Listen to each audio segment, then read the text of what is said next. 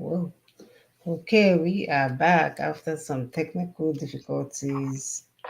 This is an everyday battle. So, welcome to the program. Today is May the 20th of 2023. We are extremely happy to have you guys here today. As usual, please help us to share and like and subscribe.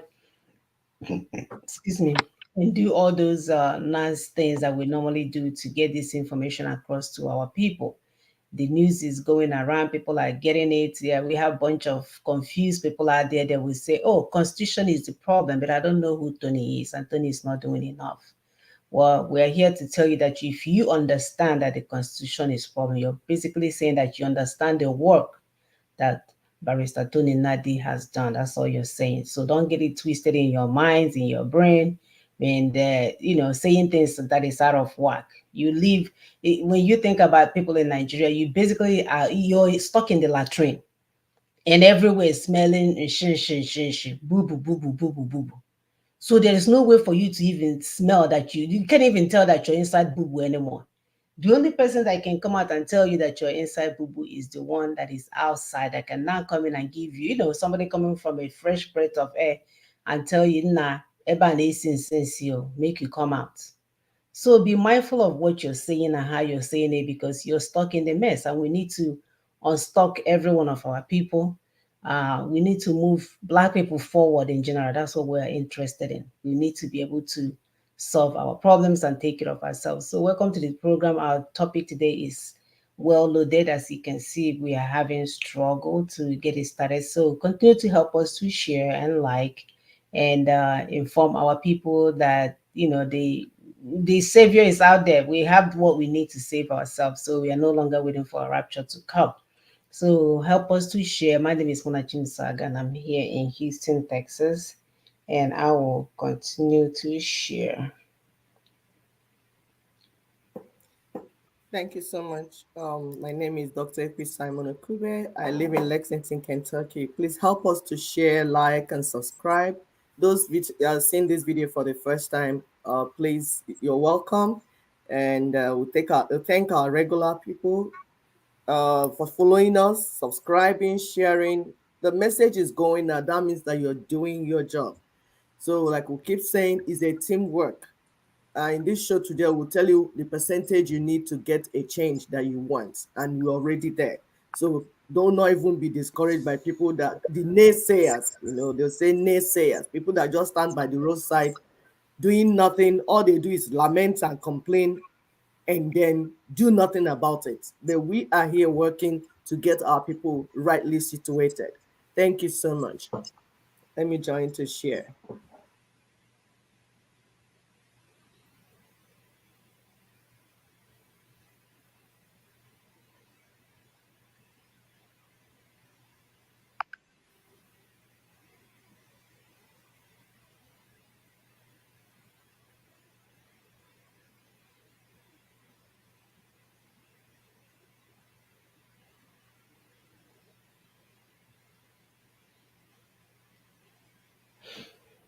Sorry, guys, they blocked my account as usual, so we are doing our best here.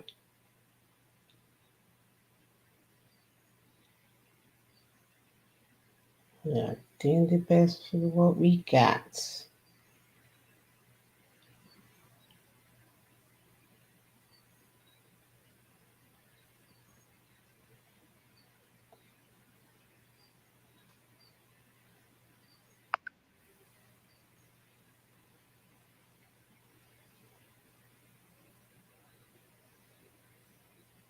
Okay, so it's actually on now. Okay, that's good. Um,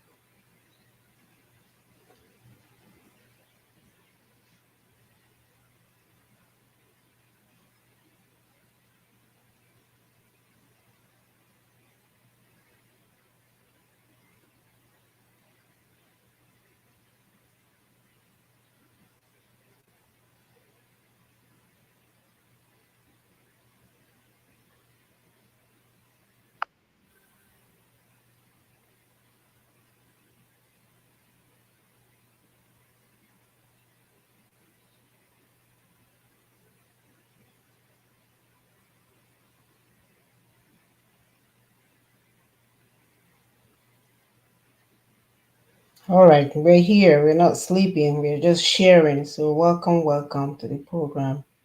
Please help us to share. We are having some issues with Facebook this morning that we shall overcome.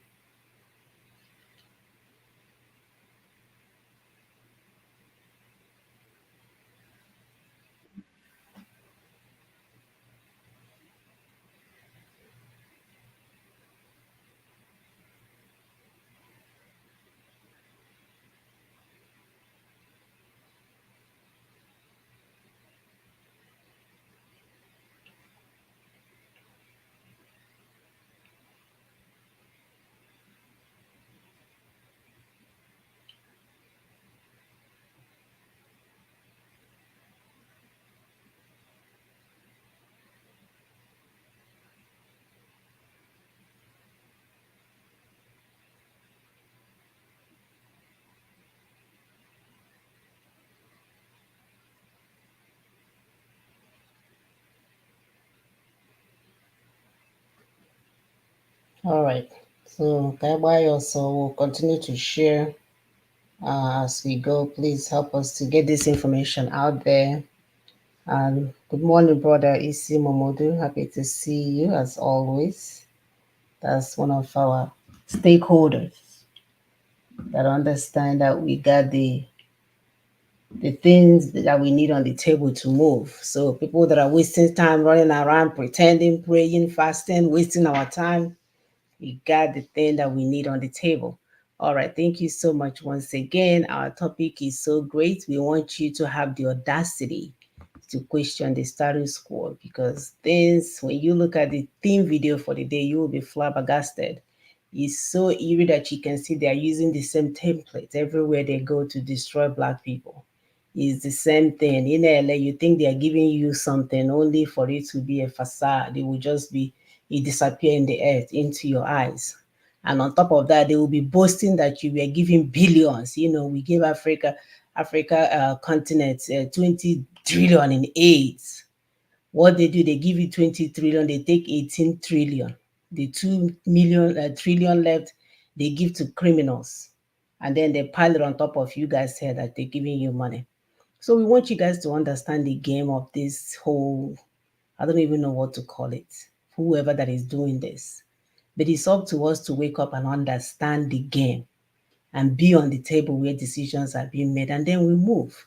But if we continue to blame it on our brother-in-laws and blame it on our spiritual, on a spiritual attack and religious attack and every attack, they will be wasting our time. These people has a template that they're using and they are not playing. It's the same way and it looks so similar, you'll be flabbergasted. So we want our people to develop the audacity to question the status quo. We know that it takes about 25% of the population to stand up for an issue and create a lasting change. We know from civil rights movement to the other social problems, social issues is an ongoing process, or social change is an ongoing process that tends to happen incrementally over time, starting with the vocal minority, which catalyzes progress for the majority. So it's the good men and women like you, and me that is listening, that is interested in what Ninas is doing, that understand that constitution is a problem. You are the one that we are referring to. So please help us to get this information across. People are getting it. You know, some people are still confused. They will tell you, "Oh, I don't know who Tony Nadi is. He's not doing anything, but I know constitution is the problem." If you know that constitution is the problem, then you're referring to the work that Brother Tony Nadi has done. That's what that means. So you know. That means that you know. So plus stop lying to yourself. When a serially abusive and violent husband with a history of attempted murder refuses to seek therapy or treatment for his mental instability, but turns around to tell his wife, "Nah, it's all well, we are better together." The best option for the family of such a wife that accept that proposal is to fix a date for her burial. It's just pure and simple, and it has nothing to do with God. God is not innate. It was your decision that you're living with. We know that the political class of Nigeria has refused to heed to the cry of the people for an immediate and peaceful change. They do not care for the common good of the people and have become enemies to anything good by refusing first to address the constitutional grievances of the indigenous ethnic peoples. We know that they were put in there to make sure that we do not move forward, to make sure they are the one that will decide if we live or die, to make sure that they will decide the destinies of our children. What comes to mind is the era of war of the three kingdoms of England, Ireland, and Scotland, the emergence of Lord Oliver Cromwell and his famous speech to the corrupt and treacherous English Parliament. As the owners of the land, the indigenous peoples, Ninas, have refused to accept the current state of affairs in Nigeria, and we are doing something very strategic about it. We're not arguing blindly. We are not talking from both sides of our mouth. We're not agreeing that this is what it's supposed to be and we're not doing anything about it. We're not playing games. We want our people to move forward. And that's why I love this, the preaching of Ninas. We are telling you we don't have anything to gain from this. All we are looking is for good men and everybody, actually, let me not say that, to be able to live a decent life. That's all we're pushing for. We're not asking you to go and destroy this and do this. We are asking for sensible things to be done for us to get to a destination. And yet, my people will rather go through the Appian way because that's the only way that they know. So today we are praying that you will have the boldness to accurately challenge and stop these Nigerian made political rogues, because that's what they are, in their tracks before it's too late. These are gang members, former gang members that we know. They did all kinds of stuff during their cultist years, and now they are our leaders. They are in there doing all manner of stuff. They don't have human heart. They probably drank their classmate blood. God knows all the things that they did, and now they are here to lead us. That's why it's okay for people like Rotimi Amechi to take all our money and send it for them to go and build Niger Bridge and Niger whatever, Niger Republic. And then he will sign contracts that will hold people hostage in Mandarin without caring about the consequences on the people. Those are the people that we have as leaders, former gang members now leading us. So we want you to decide to stand up and be counted in the population seeking to create a lasting global change, because this cannot continue. We can see that it's not viable. We can see that it's not sustainable. We would think that we are 1 week, 1 year, we think we are 10 steps forward. When they come and do the abracadabra, we will be 20 steps backwards. And as we are playing these games, we are adding age upon ourselves. Every time every one of them come up there and play that game for 8 years, that's an additional 8 years for you. And we have done the mathematics where if they continue to play these games, by the time they run around with 10 candidates, one is about 80 years of age. So we cannot continue to play these games anymore. We need to move forward. We are pulling up the video of the day. We actually will be posting this video in its entirety on our Facebook page. You just go and watch, sit down and watch it, and you can see it's the same template. This is what these people are doing. The more you look, the less you see. They'll call themselves international communities and all these things. And at the end of the day, their country is moving forward and the other side is moving backwards. Go ahead, sister, please.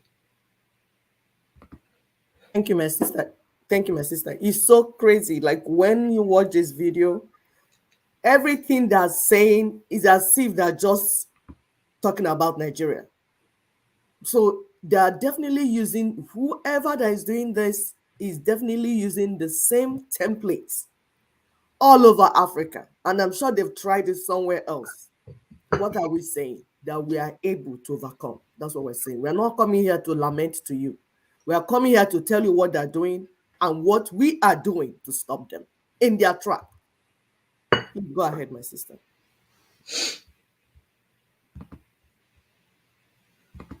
You cannot move. Everybody has to stay at home.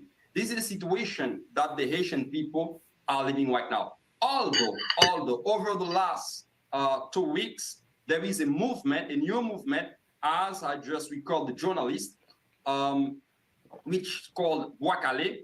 People are attacking, people are responding to the gangs.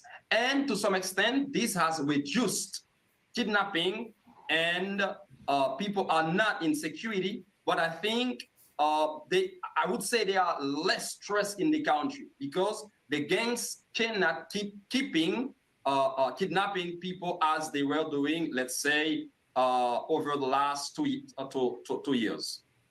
Okay, I want to talk a little bit more about the vigilantism that's been on the rise there in the capital in just a moment. First of all, Harold, could you just tell us a little bit more about the extreme levels of violence that people are confronted with every single day? We're talking about some 20 Extreme incidents level of violence. whether it's rape or homicide or lynching or kidnapping, some 20 every single day of this year. That's extraordinary. Well, essentially, for the past 2 years, there's been a heightened level of gang violence, which has translated into rapes, gender-based violence, kidnappings, massacres, and it's been a reality, a daily reality for a lot of folks here. Especially in the metropolitan area of Port-au-Prince, where nearly 200 gangs are operating and covering nearly 80% of the capital. Eugenia, these 200 gangs, they operate with impunity. The UN says the violence is at war zone levels.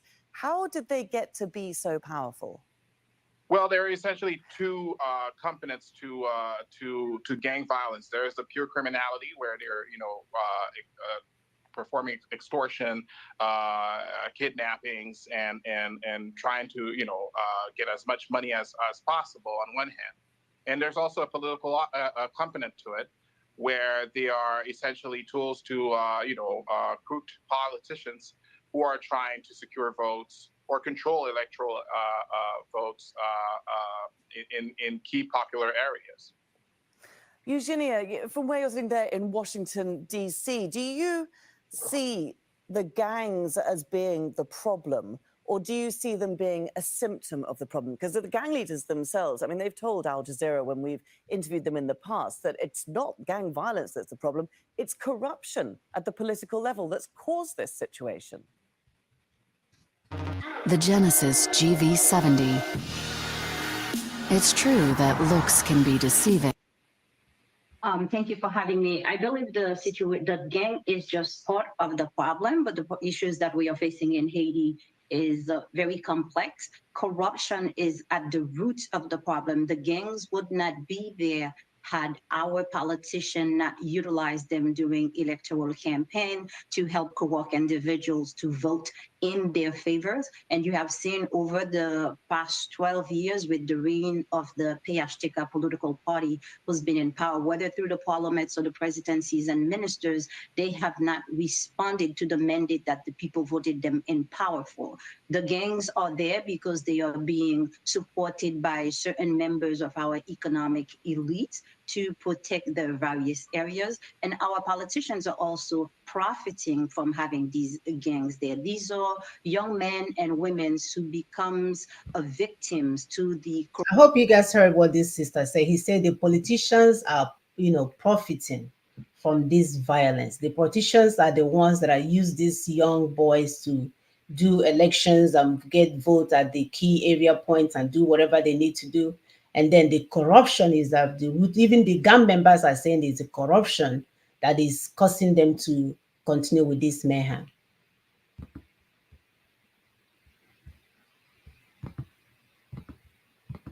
corrupt system and lack of development in the country. I think had we had governments who are responsible, who utilizes the public funds to create hospitals, create better schools, roads, and to create innovations for these young men to find jobs, they would have channeled their energies elsewhere instead of terrorizing the populations. The weapons that they are utilizing are weapons that are being purchased abroad. We in Haiti, we do not produce guns and we do not produce bullets either.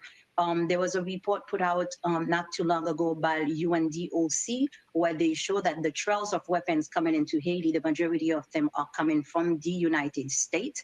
And I think the U.S.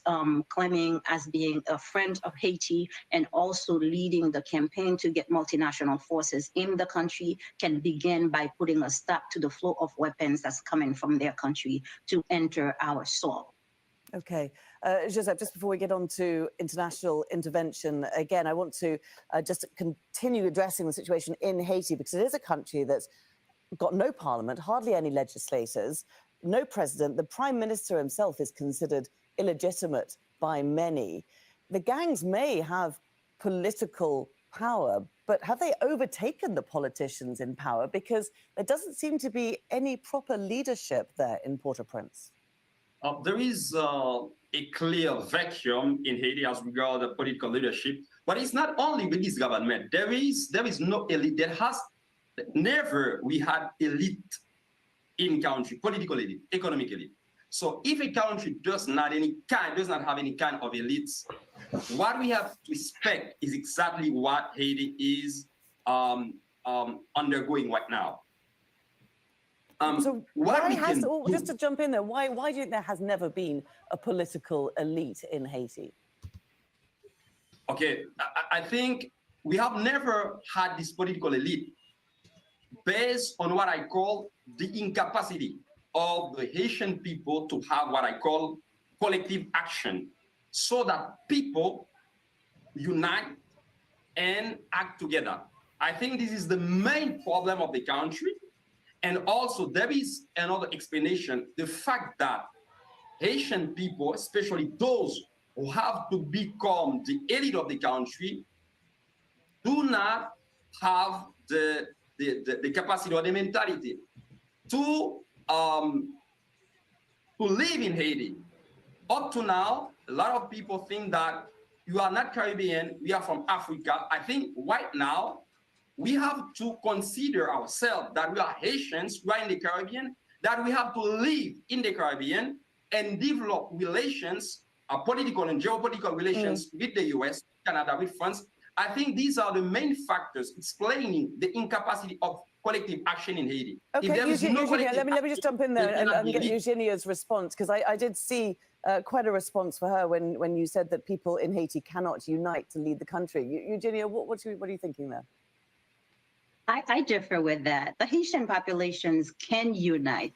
Is that the international meddling in our political affair has been detrimental to the process? Because most of the time, I mean, we can take the Montana Accord, for example. They galvanized a lot of people to put together an accord, but the accord did not satisfy the needs of what the U.S. and other countries were seeking.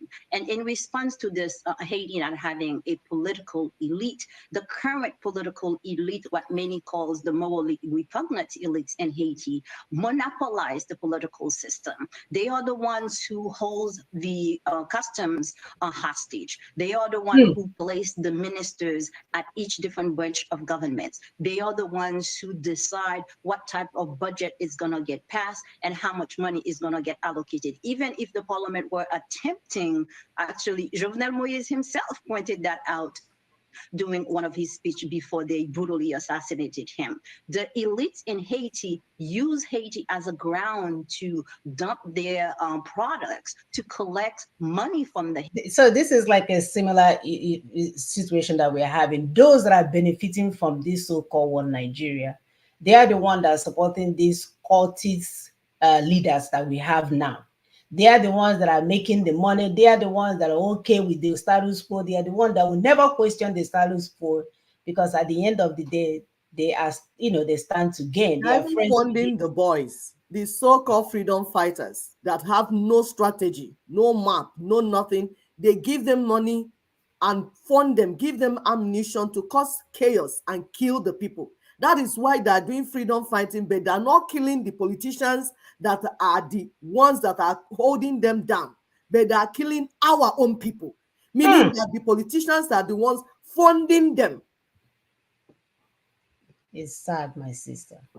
Please, well, later on, somebody should go, everybody should watch this video. Haitian people, but they have not invested socially into the development of Haiti. Had the Haitian elite had some sort of moral integrity, had they taken responsibility to even go so far as paying their tax dollars, we will have enough money to keep the country going. If you look at our ports, that are being controlled by the Haitian elite. The amount of money we are losing at the port could be enough money for us to substance our own Haitian National Police. Okay. And the Okay, let me just bring in Harold at this point, because I've got two very different ideas there as to why democracy is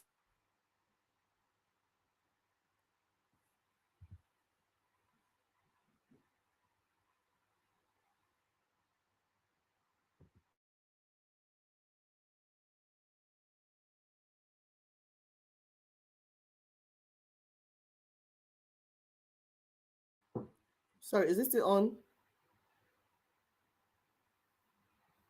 Wow.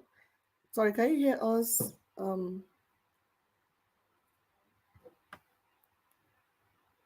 Okay, I can hear myself. I think Sister Muna is off. And hold on, please be patient with us. It's just on this network.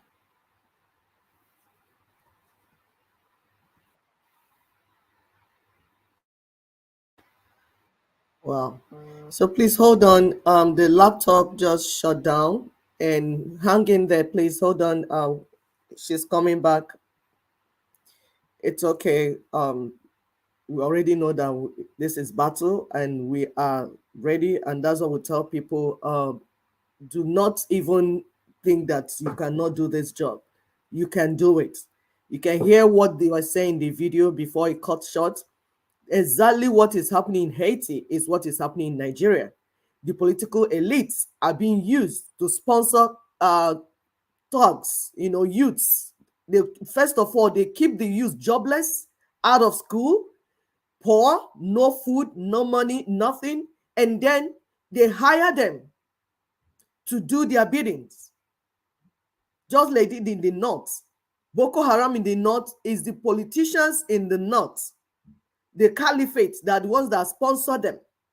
That's the same thing with those that are doing freedom fighting in the south, without map, without strategy. If you try to put them down to explain to them what Ninas is doing, this is the strategy, this is what you need to do to get the outcome you want, they will never listen. They will rather carry guns given to them by the politicians to go to the streets to kill our own people, the people we are trying to get a good life for. They will go and kill them, destroy them. So you see what we're saying, that they know what they're doing. They keep the people poor first, and then so that they can be vulnerable and they can use them. But you and I can change the situation today. We can make it happen.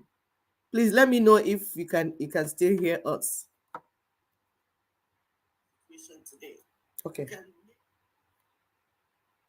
Type, please type in the background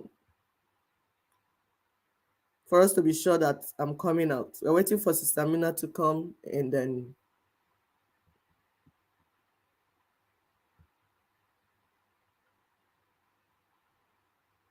can somebody type, please, if you can hear us.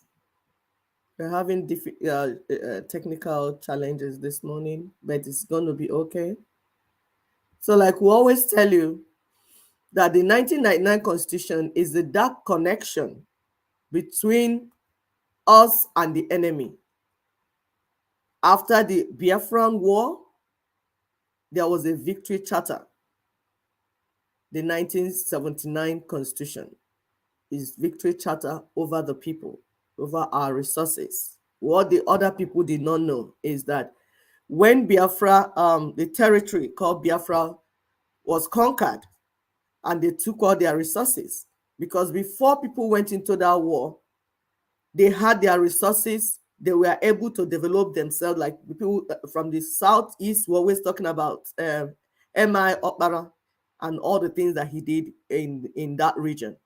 So before that, we went into war, we still had our resources. It's just that we didn't have a military. Okay, thank you, Ogene Atuba, thank you. So we still had our resources, just that we didn't have military to protect the territory. That's why they were able to conquer the West, conquer the Southeast. So we are trying to get us. That's the essence of going to Aburi. But after that war, we lost everything. But what the rest of the other regions did not know is that as the Southeast lost all their territory and the resources, they too lost theirs, because they used that opportunity to now take everyone's resources. So rather than the federation, the true federation that our people, our forefathers asked for, they now brought what you call the unitary Nigeria, where your rights will be taken. They will decide at the central. That's their one Nigeria. The one Nigeria they have today is not the one Nigeria it's not the Nigeria our people try to build. When you hear them say one Nigeria, is different from the Nigeria you say, oh, I love my country and let's live together. The one Nigeria is not your project. It does not belong to you. So they use that, and the 1999 Constitution is the dark connection between what you're going through. You cannot have rights to choose who to vote. You will vote for somebody in Abia State, they will decide in Kano who will rule you. They will decide in Sokoto who will rule you. They will decide in the caliphate who will rule you. You don't have right over your resources. You don't have right to say, this is the infrastructure we have. And some people that don't know anything, when they say, oh, why are you not telling your governors to build infrastructure? They don't have that right. They are not able. They can only do what they tell them to do. They can only do what they are permitted to do. What the caliphate permits them to do. That's only. So your leaders are not your leaders. That's the video we are playing to you for you to see what is happening in Haiti is exactly the same thing that Nigerians are going through. There must be a template they are using to work with. I think Sister Muna is back. Oh, hold on. Yes, Okay. I'm back. Okay. Yeah, the struggle is real. My It is system was real. shut down. And we're here. Yeah. Okay, Sorry, please, go viewers. ahead. Go So I was ahead. telling them about the connection between the 1999 Constitution and what we're going through. And we told you that that connection is, that 1999 Constitution is the Victory Charter. Usman and Fodio, their great-grandfather, said that you will not have the right, that this new nation, that is Nigeria, the one Nigeria, shall be an estate of their great-grandfather, Usman and Fodio, and that they must ruthlessly prevent a change of power. You can see it playing out. And they must use the minority of the North and other willing tools. The political elites, so-called political elites, they have not become the willing tools. They will use them to ensure that the South is a conquered territory, and you cannot have that freedom. So anybody that is saying, I want freedom, I want to bring you Biafra, I want to bring you self-determination, I want to bring you Oduduwa, but is not attacking the 1999 Constitution that is giving them the right, that is giving them the audacity, that is giving them the power to rule over you, is a thief. Yes, we said it. Daughters of Truth, we said it. If anybody is in Nigeria talking about freedom, self-determination for the people of Nigeria, but is not attacking the tool, the tool of enslavement, which is the 1999 Constitution, that person just wants to make money from the pains of the people. Make money from you, because when they make enough noise, the politicians will come and meet them and give them money. When they make enough noise, our enemies outside, the colonial masters, will give them money and tell them what to do. And you see it in the video that we're playing. Is the same thing playing out? Please go ahead, Samuna.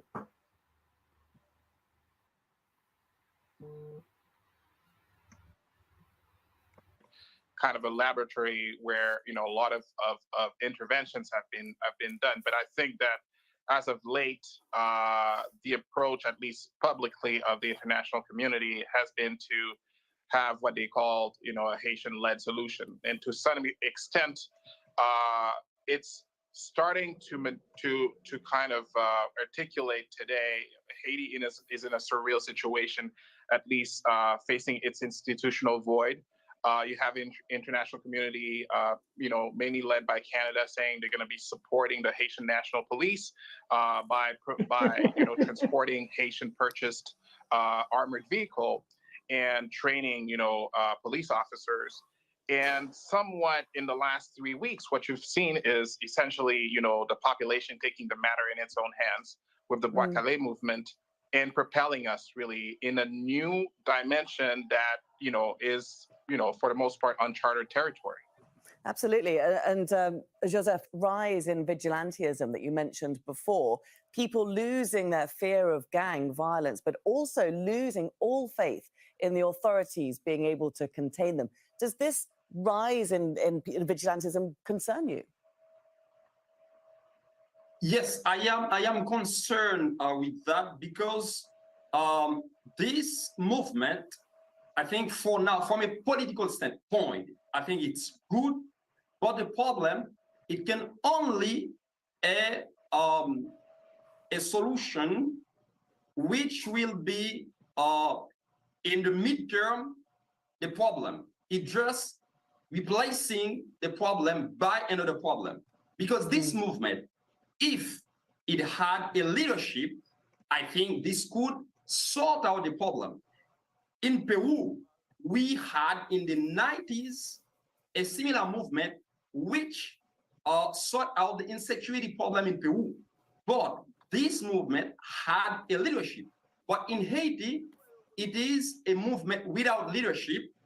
And we don't know, for instance, the weapons, when people are lynched, when gang members, leaders are lynched, the weapons that are taken from them, who have them right now? We don't know. So I am very concerned with the movement just because it has no leadership. Okay. Eugenia, let's move on to this idea of an international specialized armed force that the Prime Minister Henri has called for. It's got the backing of the US and the UN. Nothing seems to have happened about it. No one country seems to want to lead it. Do you think it's a good idea? A short drive from Houston, the Texas coast's best-kept secret. Okay, I disagree. Where do I click that one? I think before I answer your questions for international interventions, I want to speak to the issue of vigilante. What is happening in Haiti, I wouldn't consider it vigilante. Right here in the United States, we have the stand your ground laws that is legal, where people have the ability to defend their home if they feel that they are being threatened. For years that the Haitian populations has been terrorized. Their children are being raped. Their children are being kidnapped. They are burned. They are tortured at the hands of those gang leaders. Whether the previous government or the current de facto prime minister has not lifted their hands or done nothing to help resolve the challenge. So the Haitian population has a responsibility and should also utilize their right to stand their grounds in defending themselves from being terrorized by gang leaders who are being provided weapons by our members of the government and different political factors and our economic factors. It's been long that they've been held hostage in their house, and it's been long that they are being deprived of their economic resources. Nobody had said nothing. The current Bois-Calais does not need a leader. By putting a leader forward, we simply put somebody forward for the international community or the Haitian elite to purchase their power ability to break it down. Haitians need to take responsibility to clean their country up, to reshape. We don't need an international interventions. What we had, look, from 1915, the elites in Haiti called for international interventions. Look at where we are today. 2004, the UN came into Haiti. The UN is still in Haiti as we speak. It is not fully militarized, but they are still in the country. The justice system has not received any assistance. The military missions we had in Haiti for years did not provide any structured for us. There was no school built. There was no road built. The amount of money that's been invested in having military forces on the ground does not support Haiti. We are Okay. left behind with the cholera pandemic, where over 820,000 people were impacted, 10,000 people died as a result of it. We are left behind with a lot of fatherless children. These fatherless children are children that were Okay, born to Eugenia, I soldiers can or just see that ministers. Joseph is very keen to just get in there with a quick comment just before we go to Harold over the other side of Port-au-Prince. Joseph, just 1 second. Yes.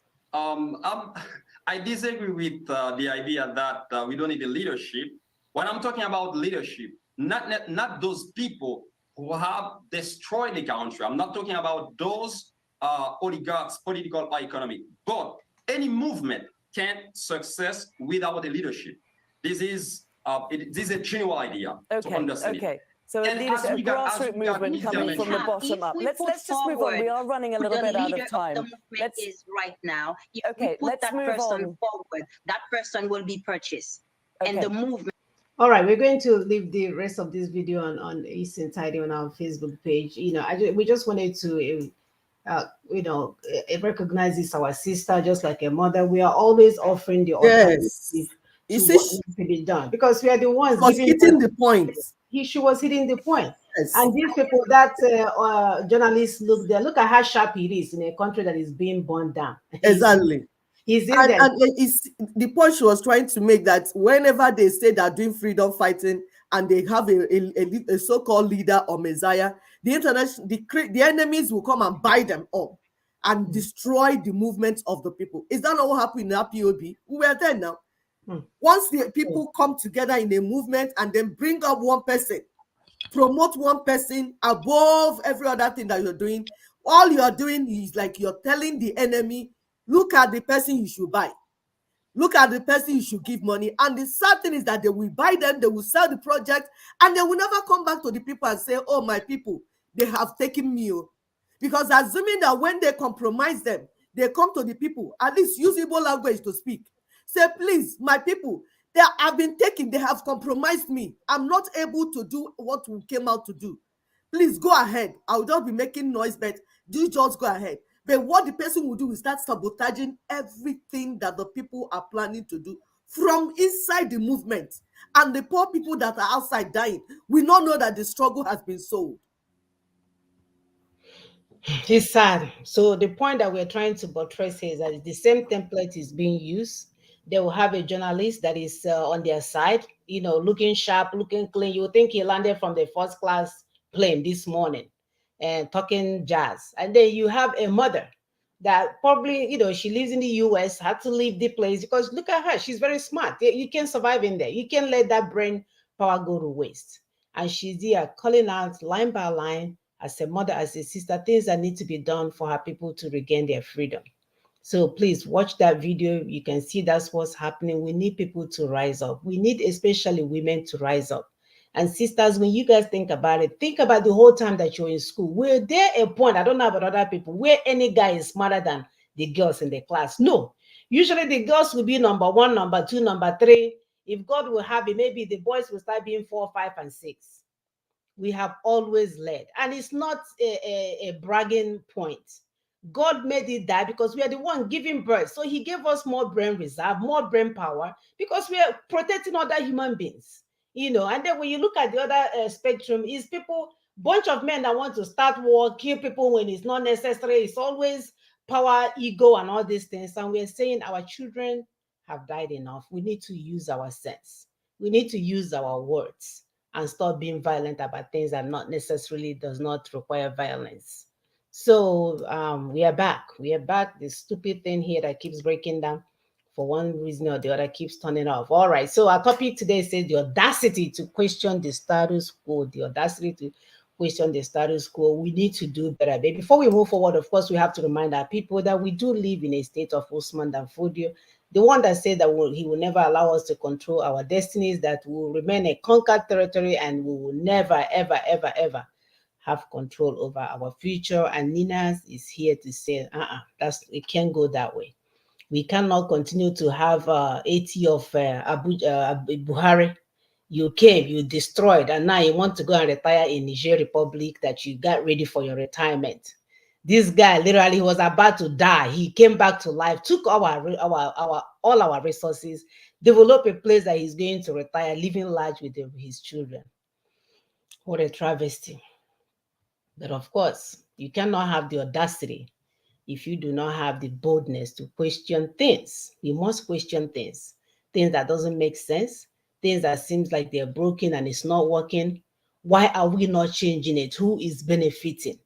What is it that we need to do to ensure that this thing that other peoples are benefiting, that at least majority of the public are benefiting from it? And then we need to ask the question, what are we afraid of? Why can't we do the right thing? Why can't we do the right thing? And then if the system seems so corrupt, ask, why is it so? Who is benefiting? Because it's always about people. They will get in there, they benefit, then they build a fortress. This is thing the Western people did. They went to Africa, steal all the resources, came back and built a nuclear weapon, so they will never come back and ask for your resources again. The same strategy. So at the local level, people are now, they will empower themselves. They will be court members through their schools, and then they will empower themselves to go into politics. And now they know what they've done, because Ogbuegbe doesn't allow people to take Egbe to their back. You see, how do you say, right? Ogbuegbe doesn't allow Egbe. Egbe is a gun. Yes. People that shoot gun, they do not allow gun to go to their back, because they don't know what will happen, because they like to shoot. So it's the same thing. And we ask, why is it allowed to be so? I mean, why is it allowed to be so? Who made it so, and for what purpose? For whose benefit? When people focus on something that will work for them, they will bring something else to distract them. It's always the same thing. They even do here in America. They want to say, oh, Black Lives Matter. All of a sudden, they will inject that and Andori into it. People will start burning down businesses, doing these things. Something that was meant to be peaceful, they will start destroying things. Tiga people that are even shooting other people, just make chaos. So that means the theme of the movement will be destroyed or be watered down. It's always a strategy. So imagine if we understand this strategy, how we can now tell our enemies, we're not going there with you. We can't go there with you because we know what you're all about. And then we can ask the question, what is the world really all about? Who is benefiting from other people suffering, and then people living in affluence, in abundance, not even affluence? Folks are weighing 700 and 900 pounds. And then you go to another side of the world, people are just dying of hunger. You can't even see a child that is less than 20 years of age that will weigh 115 pounds, because somebody else is keeping the food and stuffing it down into themselves. When it seems like someone else is running the show against us, what must we do? We must question it. We must have the boldness to question things that doesn't make sense. There's nothing wrong with it. In medicine, it's called rationale. Anything you do, we need a rationale. You can't just do anything and say, oh, I'm doing it because I'm in charge. I'm doing it because I'm here. I'm doing it because I've been practicing. Oh, I'm doing it because I'm older than you. No, we're not going to go with that. We need an evidence as to what you're doing and why you're doing it.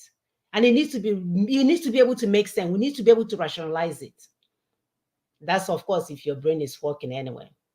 So when our so-called leaders are puppets with string being pulled by the enemies, we must do what? Question it.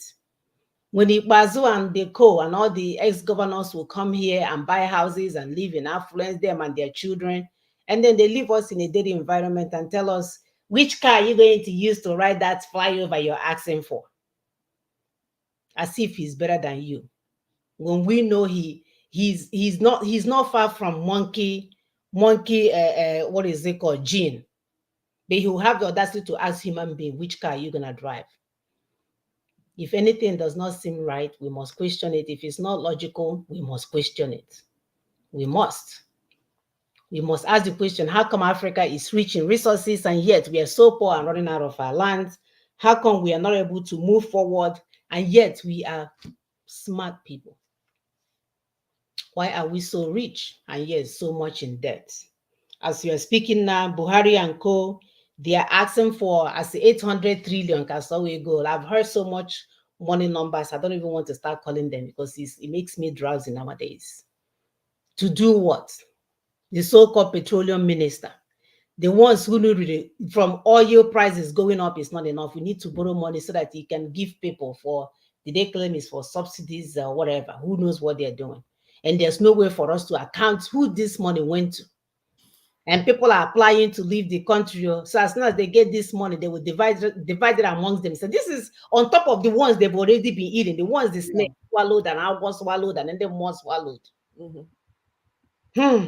Yeah, oh, this thing, the PowerPoint is not up. Oh, what? So I've been talking to myself. Yes, but you just What in the world? from beginning, you just like click, click, click, click, so that they will see the copy, so that those that can make You're picture of right. it. It wasn't up. I guess I got excited. Yeah, me too. I was carried away with the way you are saying it, and all like, Oh my okay, the people gosh. don't even have the PowerPoint here. Yeah, so please hold on. You We know that, let just me say the stop. PowerPoint, Uh, so that you can follow the discussion. I mean, everything that she has been saying. We want you to follow it. We want you to see it, and as we are going, because yes, you so need I to ask answer. questions. You need to understand the importance of asking questions. Why is important that you should ask questions? It's your right to ask questions. Anybody that says you, oh, don't ask questions, no, no, no, no, ask question. Even God said we should ask him question. God said, bring your strong reasons, let's discuss. So anybody that is doing any Christianity for you and say, oh, that ask God question, that is a lie. It's not true. Ask questions. That's why God gave you the brain. If he didn't want you to ask questions, he wouldn't have given you any brain. He will make you to be zombie, and he will be commanding you up and down. God wants you to follow him, to be like a partner. If those that are reading Bible, you see that when he created Adam, that he made them partners. He will come in the evening and discuss with them, like from the big. Okay, is that the beginning? Please, Yeah, that's the it's beginning. highlighted that this thing is blocking. Yes. Can you see it though? No, yeah, we can see it, but if you remove the tagged information so that they can see the points, then we'll Oh go yeah. back to the first slide. Okay. Let me put it in slideshow, my dear. I'm here, just talking away. Sorry, but Beginning. this is still blocking it. My the statement is still blocking it. Oh, okay, okay. I see what you're saying. Mm. Sure. Let me take that off. Um, Okay, okay. now we are ready for business. So, yeah, you just click, click, so Yeah, that you so see. viewers, please next time help me out. Only because whenever I go into the slideshow, I can't see what's happening behind. Actually, I can look at my other screen, but I didn't have it on. All right. So this is the point that I mentioned earlier about the boldness to question things. You know, we've gone through this. It's sort of common sense. It's just Yeah. that we need to put it into practice. You know, when things does not seem right, we need to question it. If it's not logical way of thinking and reasoning, we need to question it. And we need to learn how to engage in high level conversations because a lot of our people don't. They want to watch people doing abarakata about online. When it comes to things that are at a higher level where you need to use your brain, a lot of people they are not interested.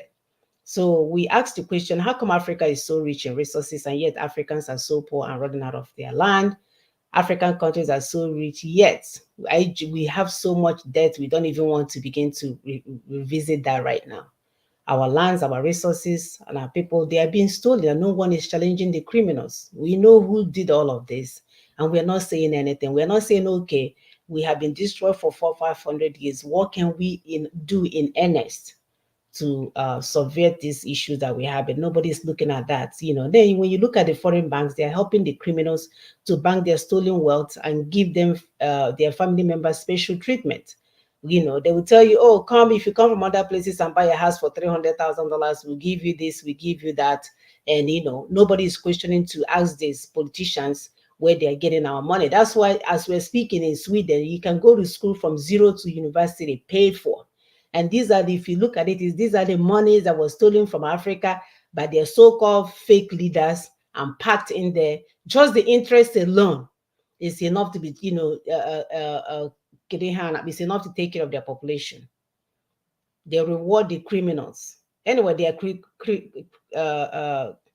are partners, business partners.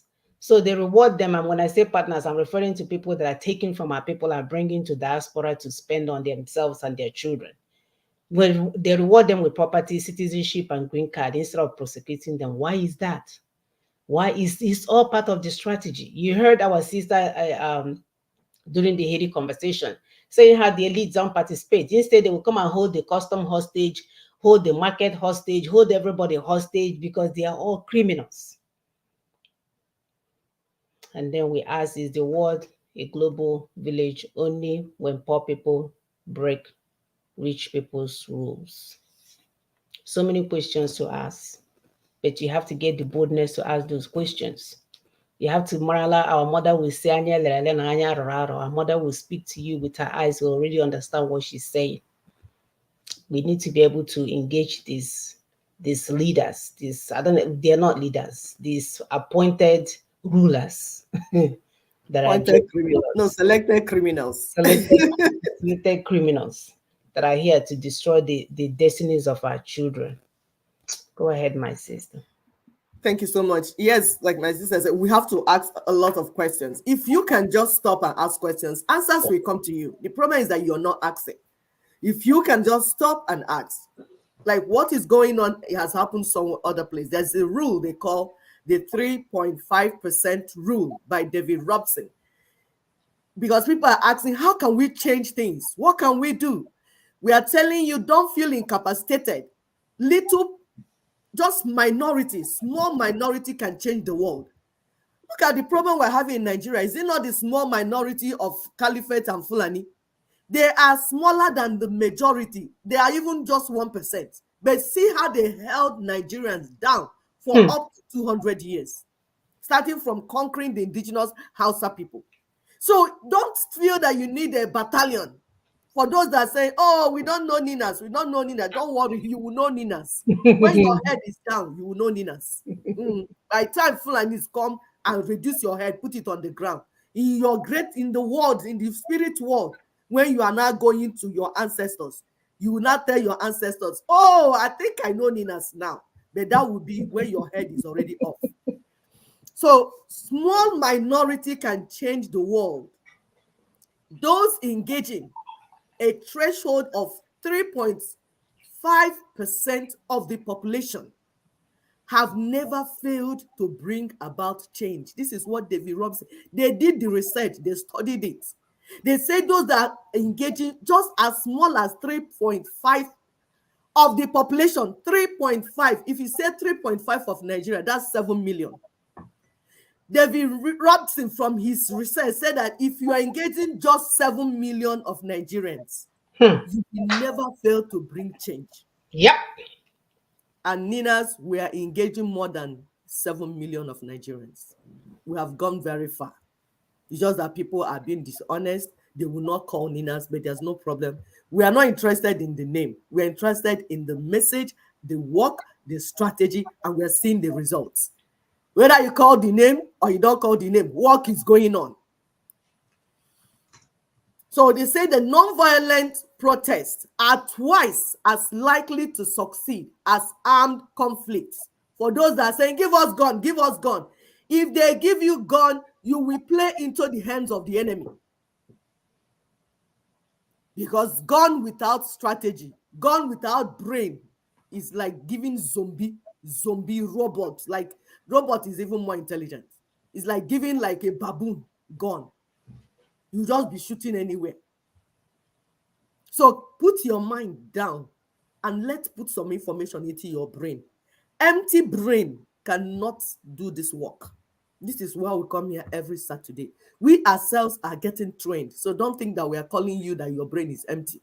We didn't know what was going on also until we went to study.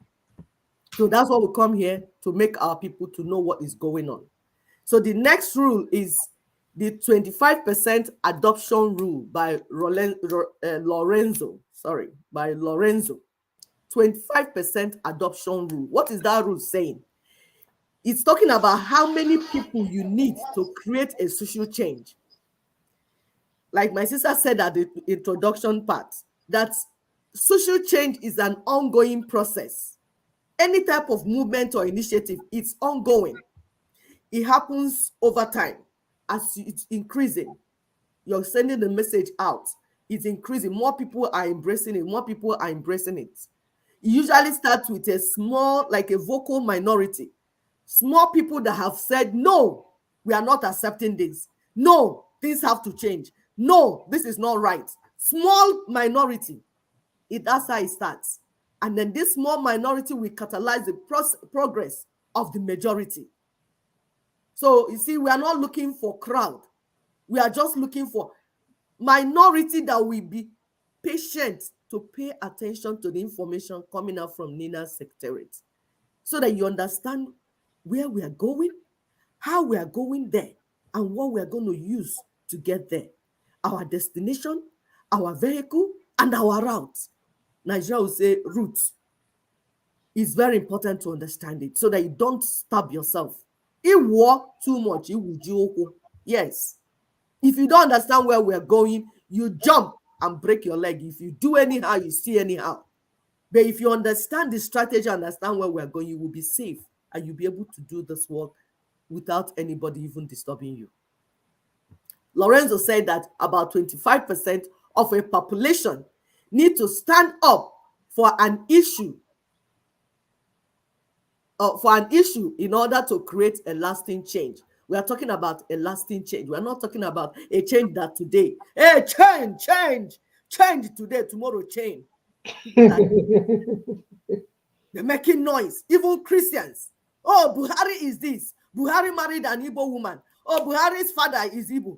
Oh, Buhari's cook is Igbo. Buhari's driver is Igbo. Ewo is a Christian. Buhari is disciplined. Buhari is a there's nothing there. They sang Buhari. Even Adeboye took him inside his church, prayed for him, say, yes, the same Adeboye that is telling you that is Tinubu now. Have you seen where we are telling you that these church leaders will face their maker very soon? Sold the people. They have even sold the name of the Christ that represented because of money. There's no way they will not face their maker. They will. There's no way. Because this thing they're doing, even heaven has said, what a mess. If we talk of 25% in Nigeria, for instance, that's 50 million. You need to stand up and adopt what Ninas is saying. That is why we see that we are doing mobilization. We are telling you mobilization, that if you can mobilize your people, and honestly, we know that more than 50 million have heard what we're saying.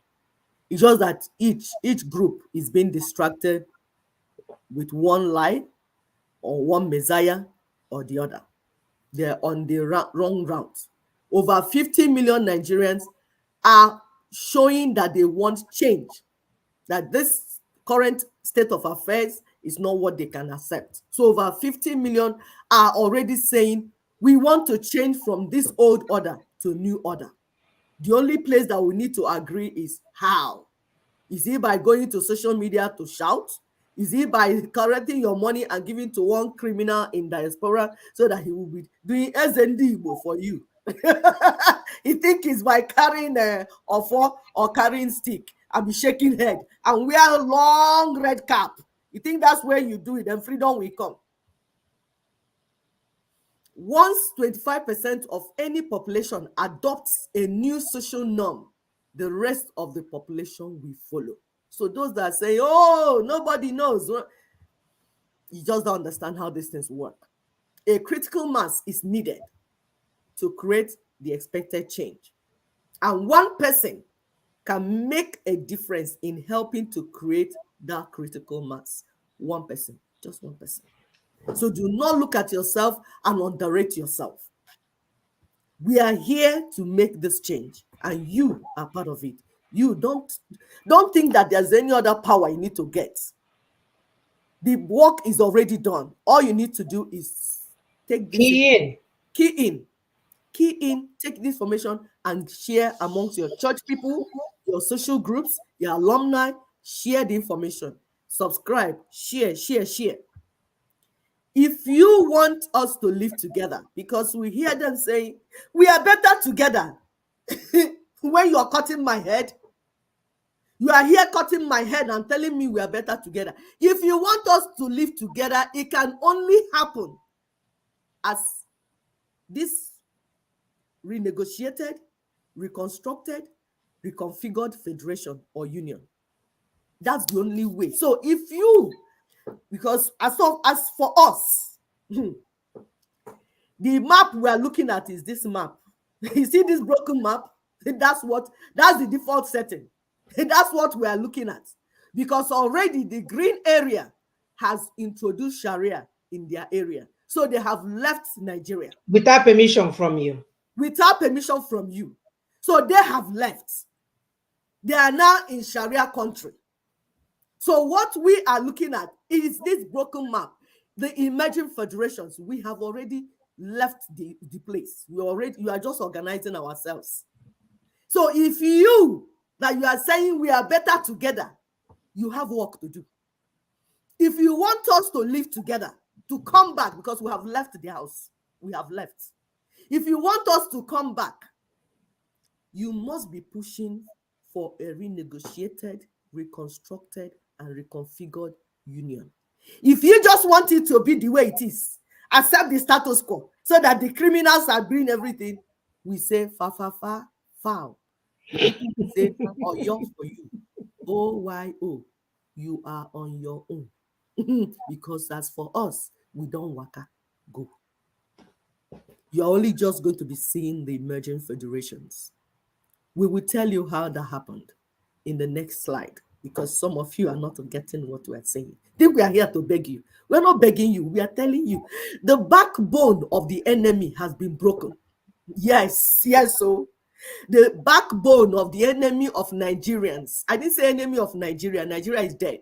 Enemy of Nigerians, because it's Nigerians we are trying to save. We are saving the people, not the container, not the concom. The concom called Nigeria. That's not what we're here to save. Those that want to save it will have work to do, which is the renegotiation, reconsideration, all those that is their own assignment. As for us, we are here to deliver the people. The container, this is inside the container. That's what we're here to deliver. So how do we break the backbone of the enemy? Through Nina's strategic torchlight on the enemy's activities. Nina's brought big torchlight and was carrying it everywhere, because what you do to darkness is to introduce lights. Yep. What you do to criminals, because their work, the work of the criminals, they do it in darkness. So if you want them to stop, you expose their work. You carry light and go and expose what they are doing. And none of them want to be exposed. No, they don't want to. No matter how much they love to do evil, they don't want people to see them doing the evil. Exactly. So that's what Nina did. Nina carried torchlights, big torchlights, and started exposing them. And they started running. Another thing that Nina did was what we call constitutional force majeure, which is officially repudiating the 1999 Constitution. It was done on December 16th, 2020. Before that final repudiation, they did all the regional repudiation, did all the meetings, gathering all the indigenous peoples that are being inflicted, that are suffering, to come and repudiate it. So all these things happened. Why some were sleeping? Why some still thought they were keeping us down? We were busy negotiating and getting how to free ourselves. Yes, it is already done. It's done, dusted, it's in the purse. Another thing they did was strategically throw confusion into the once peaceful enemy's camp. Yes, general confusion. After the work, gathering the people, Nina now threw confusion in their midst. Because when the enemy is busy stealing, when you bring light, what will you see? They will start running, just like rats and ants. You know, when you bring fire where ants are gathered, they will start scattering. Pam, pam, pam, pam. It's general confusion. That's what will happen. It's just strategy. That is why the Buhari, who is the army general of the caliphate, could not complete the final phase, because they were already in the final phase of their Fulani conquest. For people that think that is not real, it is very real. He was supposed to finish it up in 8 years. That's why you saw him crying. Anytime he loses, he'll be crying, because his own assignment is to come and complete the conquest. But he didn't finish it. He's living sad. He's living a sad man. That's why he wants to rake the whole economy. He wants to steal all the money that he can gather so that he will now continue to sponsor what he wants to sponsor from outside. Do the work. How, again, we're talking about how the backbone of the enemy was broken. The caliphate, the northern electoral machinery, suffered setbacks in this their 2023 election because we told them there's going to be logjam. They thought we were going to come and start holding them with cane and caning them so that there will be logjam. Some people say, how will this logjam happen? People attend Nina's meeting. After explaining to them, they say, how will logjam happen? They thought we would carry machetes and go to the road and start cutting people's head. My dear one, not borrow. Get sense. If God no give you sense, go receive him. Even your Bible talk and say, if you don't get sense, say, ask God, the giver of sense. Mm-hmm. You need sense in this world. If you get sense, you will make your enemy to begin to kill himself. And you get the work. They watch, they say, wow, why are two fighting? So Caliphate, they saw before the election, they were boasting. Yes, we will rule you as we have been ruling you. Yeah, because we knew what they were banking on. And we went there to make that thing they're banking on to suffer a setback. We'll give you an example. There's this Almajiri voting bloc that makes them like Haji Abamba. Like when they think about that bloc, they know they will always win. It's not because they are more in population. No, it's because they have this conquered Hausa people that they kept, and they always use them to rig election and to do anything they want to do their biddings. They are their slaves. But through Nina's work, indigenous Hausa peoples woke up and began to demand the opportunity to exercise their right to self-determination. So the alliance broke. The captives they had that they have been using for years said, we don't want anymore. You can't use us anymore. Kwankwanzo, or whatever they call his name, refused to give up Kano. Because before, once they talk, enter inside that place, everybody will surrender. And the candidate that they chose is the one that will come out, like they did with Buhari. So Kwankwanzo said, no, I'm not giving you people Kano. He took Kano. North is already broken. Then the Fulani Atiku, because he was the one that they wanted to bring, he suffered seriously. His position suffered seriously. All the things they were banking on suffered because there's this anti-caliphate electoral moves in the south. With Obi, Nwike, Tinubu, all of them doing all those abragadabra they were doing. Listen, when they were doing it, they were not doing it to save you. It's just that we that are inside engine, pulling out the nuts of the engine. We know what we're doing, and they are responding. So when you pull one nut out, they will fall this side. When you pull the other nut out, they will fall the other side. That is what you call strategy, brain work. So all that caused chaos in that caliphate electoral machinery. That's why you saw a lot of confusion. Buhari will change money. He will do this one. He tried to do this. They didn't know what to do anymore. Now, even the judiciary, that the rest of the criminals, because we told that all the political parties are criminals. Anybody that is still supporting 1999 Constitution and promising to uphold it and swear to rule the people by this imposed book of Lucifer is the enemy of the people.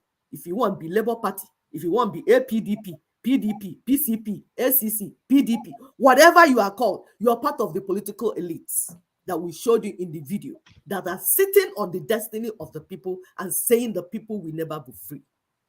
So those ones are hoping on judiciary magic. You know what? Your judiciary is trapped between the devil and the deep blue sea. If they go this side, what? If they go that side, what? This is what strategy does. You strategically get your enemy down, pulling all the nuts and bolts in their machine as they're going. you remove the boat. Go and read your Bible and see where God did it. When the Israelites camped by Red Sea, what did God do to the machinery of Pharaoh? He jammed their machinery and they were moving. There was movement, but they were not moving forward to the people. Those that want to read Bible will tell you, if you say you're a Christian, you're not reading Bible, you are wasting your time because they will deceive you. If you don't want to be a Christian, that's fine. But if you say you want to be a Christian, you better go and carry that book and start reading it. So nobody will cheat you. Nina's strategic electoral logjam will require referendum to resolve. It's the strategy. You get them trapped in the place that for that logjam, for you to unlock it, you will need referendum to come out of it. So they have put themselves inside the bottle, close it. The only thing that will bring them out of it is referendum. Right now, there's no constitutionally acceptable outcome from that yeye sham election that they went to do. Nina told them, don't go and do this thing, no. Don't go and do this thing. They said we must do. Who is you? Who are you? Who is Nina to tell us not to do? We'll do what we want to do. Okay, we say, oh yeah, now they go. Like when mama, they tell Piki when they hear word, they go. You say they go. You say you know they hear word, they go. So right now, that logjam has happened because there's no constitutionally acceptable outcome. You know who declared it? Dati Baba Ahmed, VP of Labour Party. All by Are the ones themselves. saying it themselves. So. Our own is to watch and say, okay, how far? You don't work out now. How far? Oh boy, how far? How you do it? How the markets? How markets? You won't go sell market now. We say, oh yeah, they go. We say, no, go sell. Oh. We say, close shop. Oh, no sell. He say, no, I must sell. We say, okay, now they watch you. And you know, during that time, Nina's went on what you call radio silence. We don't watch them because we don't set all the traps finish. We know say they go waka enter by themselves. That's so they waka putu inside. So logjam don't happen. So and who declare them? Dati, the Fulani man from Mauritania. Like we're saying, don't think that these people are your friends. So they're not your friends. They're all your enemies. Only thing we are telling you is that we have thrown confusion in their midst and they go jam their heads. When they finish jamming their heads, we go waka comot. We don't go with that. But you must listen so that you understand what is being said. Make it no for casualty. Because there'll be casualty in this matter. But the casualty will be for the NTK. The people will call in this sabon TK. Sabon TK. You know they hear word. Your mama, they tell you something, you know they hear word. You go hear them with your ears, since you know they hear word. As we speak, there is no constitutionally qualified candidate for inauguration, for the so-called inauguration they're doing on the 29th of May. In 9 days' time. And that he has told them, if you swear that man in, is unconstitutional. So they are heading towards constitutional crisis. And you see this picture that we have here. You see, they do not tell you that the election will suffer. For election go suffer. It suffer, it fall on constitution. On constitution, it fall on the union. For people that are there carrying gun, my dear, this is 21st century. We know they do chakabula anymore. You see what is happening in Haiti. If you do anyhow, you see anyhow. Now brain work, we just say nato boro, one nato boro. Sit down, make we give you small meat, give you fish.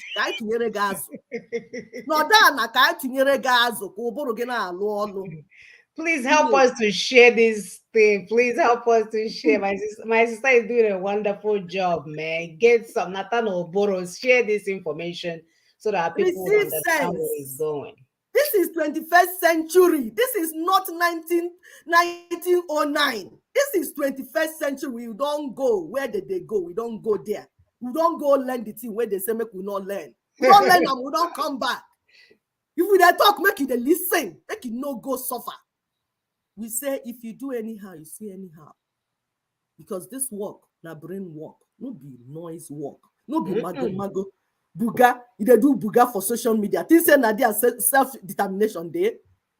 They don't do buga for self-determination. These are criminals. You work on strategy, internationally acceptable strategy, globally acceptable strategy, the strategy that others have used. In Europe, they've used it. There's a time they were fighting war like this in Europe, they used it. The next slide, please, my sister. So we are talking about breaking the bone of the enemy. What is P2B supposed to do? This one that he's going to judiciary, caliphate judiciary. People that swallowed your they have a court mandate case today, right? On a Sunday, they're creating. They can be having the court case every hour. You know, it's money they are making. You know, those judges, their own is to make money. People sat down, koro, broad daylight, swallowed your mandate like they have been swallowing the mandate of other people. You want to go there to their court to get justice? Are you kidding me right now? Like in Nnamdi Kanu that is saying, oh, Nigeria is this. Then you land in their court. You want to get justice from their court. Are you kidding me? And we'll see this one where they Finland. We there writing a letter, releasing Nnamdi Kanu. Oh, this one, like really? If they were that good, why are we talking about freedom before? If these criminals were respecting rule of law, why were you agitating? You are agitating because they don't respect anything. They don't hear word. No, they hear word. They don't hear English. They don't hear anything. So anything you're doing that will base on their court system or their judiciary system or the executive or National Assembly is dead on arrival. Because they are all criminals and they have set up a criminal system for their criminal enterprise. For you to be free, for you to free the people, whatever you're going to do has to be outside their evil system. That's what Ninas have been telling you. So we are telling our brother Peter, stop, please, sir. Please, stop deceiving our obedience. Stop deceiving this PVC revolution bandwagon that you're carrying up and down. Stop deceiving them. Join Nina's campaign. Yes, we give kudos to our brother Onyibe was telling him in one of his brokers. P2B, join Nina's campaign. Stop deceiving our people. Accept and declare that 1999 Constitution robbed you of your mandates. Yes. So far that Constitution is in place, you Igbo man, you will never rule Caliphate one Nigeria. Not even in your dream. If you dream, say you rule them, they will come in the dream and kill you. So not even in your dream. And P2B begin to call for a transitional process that will focus on constitutional reconfiguration of Nigeria through a two-stage process, like they did in South Africa. They've done this thing before.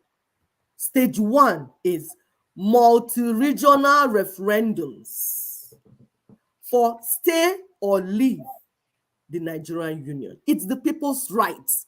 They are not begging. We are not begging you.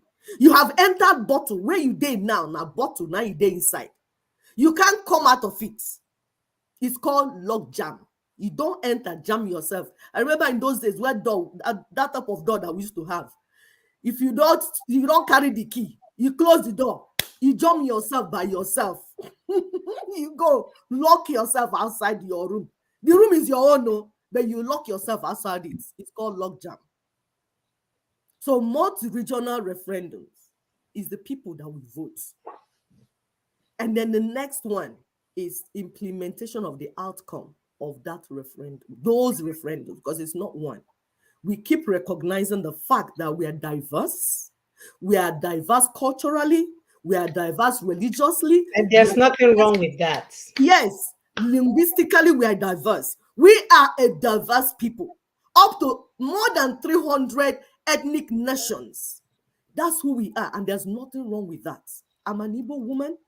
You are Yoruba. I respect you, and I expect you to respect me. We respect Tiv. We respect Ijo, and they are all on their ancestral land. And based on the 2007 Declaration for Indigenous Peoples' Rights, it is the people's right to exercise the right for self-determination. We're not saying to beg for self-determination. We say to organize themselves and exercise it. That's why we say mobilization, mobilization. Yes, my sister Daphne said, log jam, double wahala. Double wahala. You jump yourself. Thank you. Thank you. So the work is going on, and we are telling you to embrace the job. If you embrace the job, you will not fall casualty. You will not become casualty. You will not get yourself into unnecessary trouble, because you go understand the question, understand the exam, you go write, get 100%. But if you not go class, you not read the note, you not photocopy, then you won't write the exam. What you go get? -0. Now you go get. You will get Negative 0. so all the people making noise about self-determination and freedom, can you stop deceiving our people? Because you know what? Our people are going to wake up. And when they wake up, they will drop you like a pack of cards, because you have no plan, you have no solution, you have no strategy, nothing. You're just a criminal making noise in broad daylight. Thank you, my sister. Thank you, my dear. So we're going places. God is fighting this war for us, and we just need to do our part, right? Because we've already told you in this program that God will not do for man what man should be doing for themselves. We have received freedom, the one that Christ promised us, abundant freedom. We just need to go get it. It's right there in front of the door. It's called Nina's Propositions. Once you get it, you're good to go. You begin to live the life that you've been dreaming about. You begin to have dignity. You begin to live like a man that you're supposed to be, right? Not you fighting with your wife because at your age, you're not able to take care of your obligations. You're not able to take care of your families, and you feel worthless. These are the things that you should be pushing for. If you're a man that feel like you've lost your self-value, this is what you should be pushing for, to create a system that will allow you to function at your highest level possible. Of course, we cannot end this program without the 5 points proposition summary, which is an acknowledgement of grave constitutional grievances raised in the union dispute, as declared and expressed commitment to decommission the imposed 1999 commission. And then we know that the so-called election that we told you to shelve and have no further election, we know that right now you guys are in a constitutional jam, because we failed to follow that third Nina's proposition. And then an invitation to the constituent people, which is the we mentioned, to allow us to have a multi-regional referendums that will allow us to decide if we want to commit or opt out of the Nigerian Union or otherwise. So please take a picture of this. Don't go around and say, oh, I don't know, Tony, but I know constitution is a problem. You are the biggest criminal on the face of the universe. If you know that constitution is the problem, then you know what Tony is all about. We have remained consistent. This work has been ongoing for 20-something years. It has not changed. We want to give a shout out to our brothers and sisters that acknowledge that we are consistent in all our ways in what we're doing. We do not waver in our propositions. We do not waver in our strategy. You cannot buy us. We are the first brown people that will come out and we say this is what we are for. You will never be able to buy us. So get it through your head. We are here to remain in this journey until we get to our destination. When we don't care if one person is watching, 20 people, we are moving forward with what we are doing. And we want to give a shout out to our full soldiers that are doing the work, going one-on-one and speaking to our people, getting them to come on board. Our people do know what the problem is, because people will say, oh, the other guy was shouting and telling our people the problem. Since we can't find him, nobody's we know what our problem is. What we lack was strategy to get out of the problem. And that strategy is now on the table. So we need to move forward with it and get where we're going. We're not here to speak English with you. This is not a competition. We are not in a popularity contest. We know people are collecting millions off of Facebook. We are here to educate our people, give them the information that they need, so that we can make an informed decision using what is it called? The highest level of argument. What is it called? Must be English. Superior argument. Superior argument. So we can use the superior argument and move forward. And we've always said, this is how confident we are with what we're doing. We said, if you have something better than what we are proposing, put it out there. Let's examine it. Put it out there, or better yet, come for debate. So we need to move forward. And we cannot end this week's show without this, our spotlight. We mentioned this last week, shining a spotlight on the wisdom of our ancestors. You know, for years, these people told us that our ancestors are the problem. When the ancestors are the one that lied, stealed, and destroyed, and caused mayhem, still causing mayhem, stole for 500 years. It's not enough. They're still stealing. And we are made to feel like our ancestors is something that we should be ashamed of.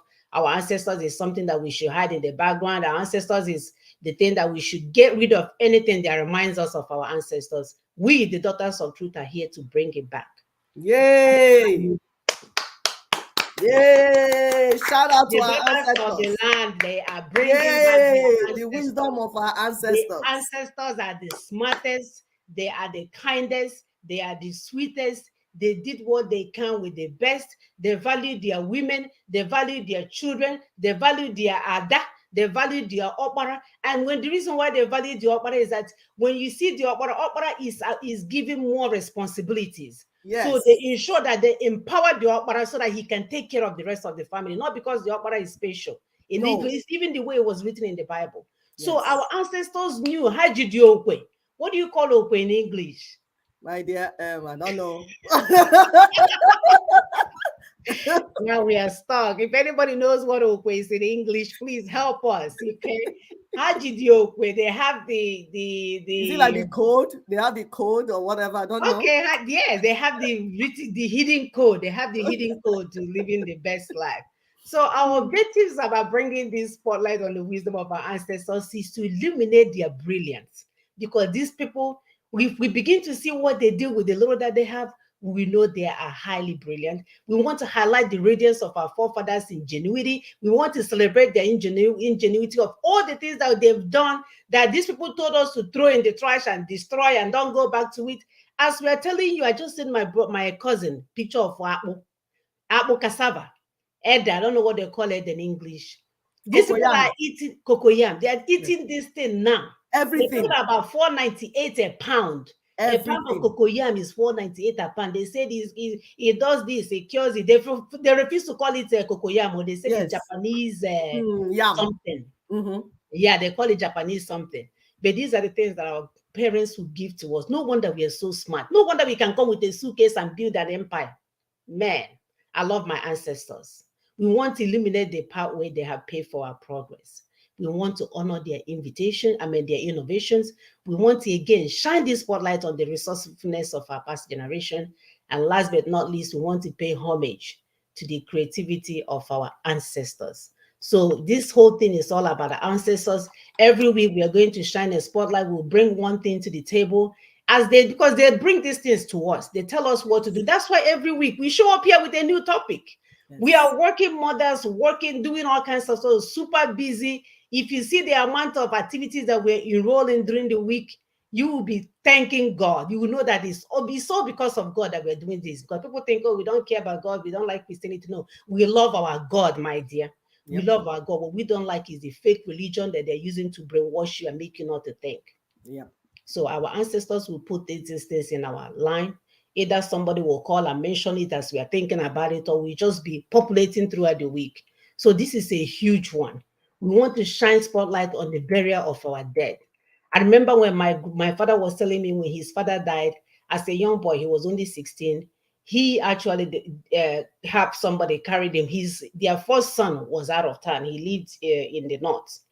They carried my great grandfather na Ute mat, and somebody helped him and they buried him the same day. We don't keep our dead because we want to be able to mourn them the right way. We need to let their spirit go. Shouldn't be celebrating the death of our loved ones, but that's what we're doing now. We're celebrating the death of our loved ones so we can raise funds and lie to ourselves that we're giving them befitting burials.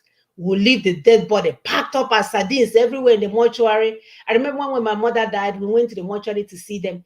And I thought there was a big old giant piece of yam. It was someone that had turned into that color. You know the color of yam when you keep it for a while. Mm-hmm. You have that color and there's little white spots everywhere, right? My sister was laughing. She said, "Oh, the mama yam." My dear, and they didn't even look because they have them facing this way. You would think it's one giant yam that has two legs. Terrible. We shouldn't be keeping our dead ones in the mortuary, please. Let's give Not them long. the respect that they deserve. Let's bury them. Let's stop using them to raise funds, because that's what they do here in Houston. You will see someone that is not talking to you, your father will die all of a sudden. They don't care. They say you're the enemy. Oh, I was calling you because of your father. You were Chineke, this and that. But when the father was dead, you didn't ask about him. So let's stop keeping our dead so that we can give them a befitting burial. Bury them. When the time comes, we'll be able to do whatever you need to do. I want to say that I want to thank my mom and my dad for taking that burden off of our hearts. My father, we buried him a day, less than 24 hours after he passed. I insisted that we do that. And this is a noble man. This is a guy that is known all over our village. And a lot of people we are flabbergasted. Oh, well, why would you bury him? Oh, no, this is a man that is known. Well, you can't do all of that. We went forward. Even one of my cousins wanted to make a big deal about it. We went forward and carried out my dad's wish and buried him the same day. We buried him the same day. And guess what? Anywhere nothing has happened. Even the Reverend Father that finally came, he's like, "Oh, okay, you're telling me right now, you want me to come right now?" They came right away, and he was buried, and his wishes were carried out. So we should not surround ourselves with the spirit of the dead instead of allowing them to rest in peace. Let's allow these people to rest in peace so that we can move forward with the inheritance. So we can allow them to join the rest of our ancestors who will be looking upon us to help us to handle these struggles that we have. We cannot have their spirit roaming everywhere and wandering. Let go of our dead people, please. If you want money, collect money after you bury them. Bury them as soon as possible. Do not let any pastor tell you that he's going out of town. It can only be 6 months from now when he returns. Don't give them that kind of power. They don't have that kind of power. They are not the one that decide if you're going to die today or if you're going to live tomorrow. Allow yourself to pass on to the next level so that the living can then move on. Thank you. Sister, you want to add something else? No, my everything is good. Thank you. All right. So we are excited. Please help us to share this news. If you are hiding a dead body because you're in diaspora, you want to come back and work 20 shifts so you can give your father a befitting burial. That's not what our ancestors want. Bury them. When you come back, you can gather your friends or whatever and do what you need to do. Let's do the right thing. So if you have an idea on what we do, what we need to shine spotlights upon, about our ancestors, please send us a message. You can send us a message on a messenger. You can call our phone line. You can let us know during the show while we're doing it. You can come on and say, "Hey, next week, can you guys talk about so and so? Can you guys do so and so?" We want to be able to we want to shine. I'm telling you, this spotlight about my ancestors. And I really want to give a shout out to my daughter who had a prayer not too long ago. Instead of calling on what she doesn't know, she said, "Mommy, we are calling on our ancestors to come and do this and do that." And that thing went so well. So that was quite touching. So please, let's call our ancestors. They don't hate us. If you recall when you were little, if anything happens to you and you run to your grandmother's house, not even your dad, you see up or dad, stubborn he can't even come and get you out of your grandma's house. Grandma will make sure, even if she's old, she will use hamper. Don't touch my granddaughter. That's the ancestor that we want to recognize. So we love our ancestors. Give us some ideas. If you have some, send it to us and we'll be able to move forward. So until next week, be kind to others. Because the system doesn't like us doesn't mean we shouldn't like each other. Let's love each other so that we can get out of this together. Until next week, brothers and sisters. Thank you. Bye. Love you.